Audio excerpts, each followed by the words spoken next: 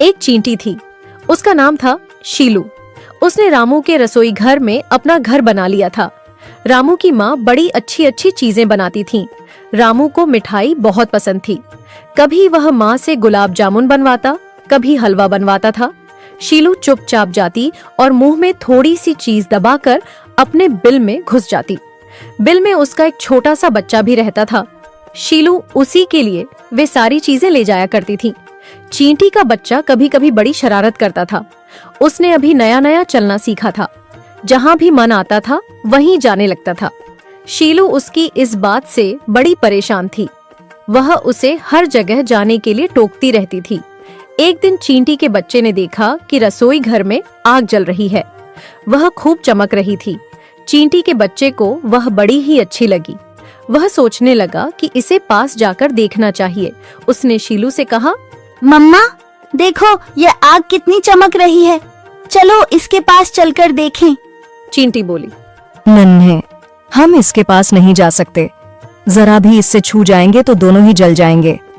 तुम कभी इसके पास नहीं जाना, आग को तो दूर से ही देखा करो। चींटी का बच्चा उस समय तो चुप रह गया, पर जब शीलू उसके लिए खाना लेने चली गई तो वह सोचने लगा, माँ तो बेकार में ही इतना डराती है, मुझे छोटा समझती है, इसलिए घूमने नहीं देती। आज तो मैं घूमने ही जाऊंगा और सबसे पहले जाकर इस चमकती आग को ही देखूंगा। वह घर से बड़ी शान से निकला। इधर उधर घूम फिरकर चमचमाती आग को देखता रहा। फिर उसका मन हुआ कि वह आग को छूकर देखे। धीरे से उसने आग को छुआ। फिर क्या था, उसका पैर तुरंत झुलस गया। चींटी का बच्चा लंगड़ाते हुए बड़ी कठिनाई से घर वापस आ गया।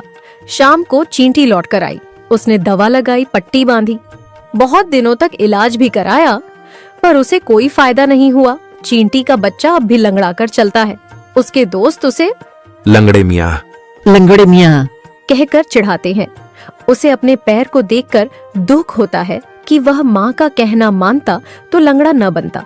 इस कहानी का नैतिक शिक्षा यह है कि हमें अपने बड़ों की बात माननी चाहिए और उनकी सलाह का पालन करना चाहिए। उनके अनुभव और ज्ञान से हमें सुरक्षा और सही मार्गदर्शन मिलता है।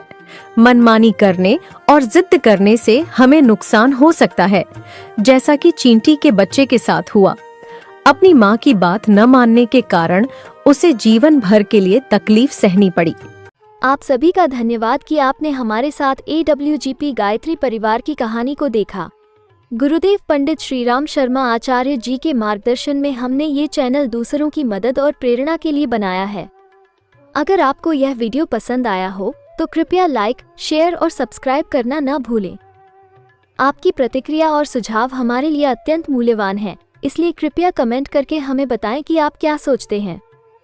धन्यवाद और जुड़े रहिए हमारे साथ। जय मां गायत्री।